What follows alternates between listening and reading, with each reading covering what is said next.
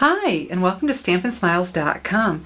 Today I'm going to use the Valentine Defined stamp set from the 2011 Occasions mini catalog and how to color your stamp with markers so you get several different colors instead of just stamping it in one solid color. And I also want to show you where my inspiration for my card came from. This card caught my eye in particular. The tree was my favorite thing about it.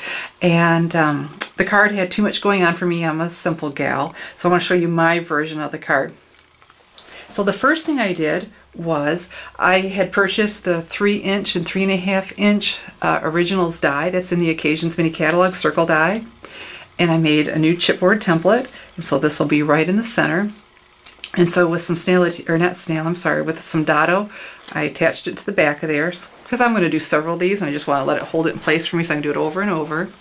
So then I have my cherry cobbler cardstock that I cut to 4 1/4 by 11, but you can use these templates with your cardstock cut to 5 1/2 by 8 1/2. So I'm lining this up because I can see through the template, the embossing folder, and make sure I'm lined up with the template. Because I can't see anything, close it. And then our sandwich is the multi-purpose platform with no tabs open. No tabs open at all.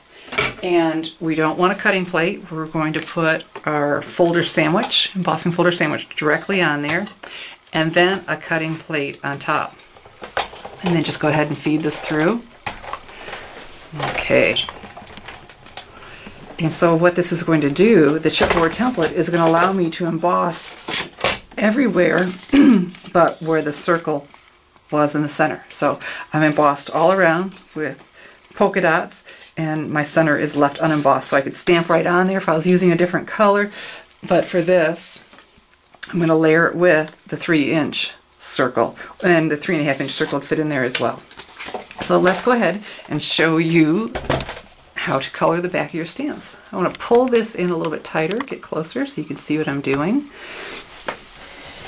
And so here we go. I have the tree stamp and my 3 markers. And I have my 3" circle that I die cut Whisper White cardstock with the 3" original Sizzix die. That's a mouthful, isn't it? So I'll turn my stamp upside down. I'm going to start with Old Olive. And I always start with the lightest color, and we're going to brush the side of, use the brush side of your marker. There are 2 sides to it, and it'll show you on here the brush end and the fine tip.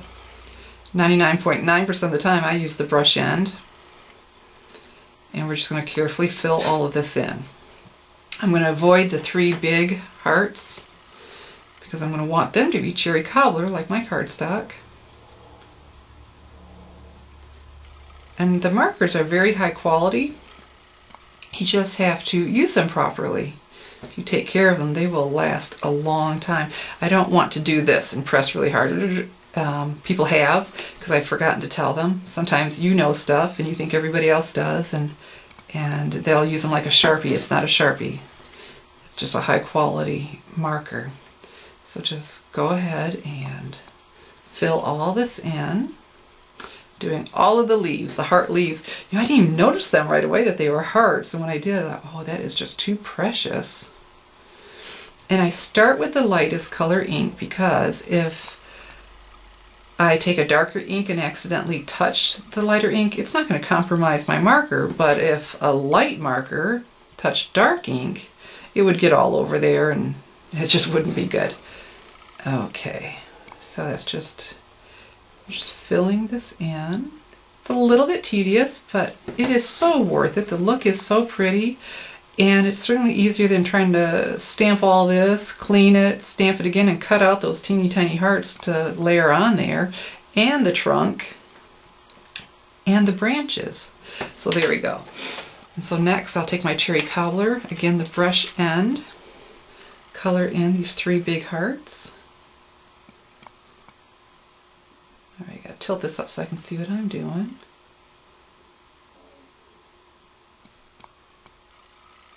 Alright, here we go. And then the early espresso, boy, I like this color. And now I'm going to use the tip very carefully to get in here, but I'm not pressing hard to get my branches.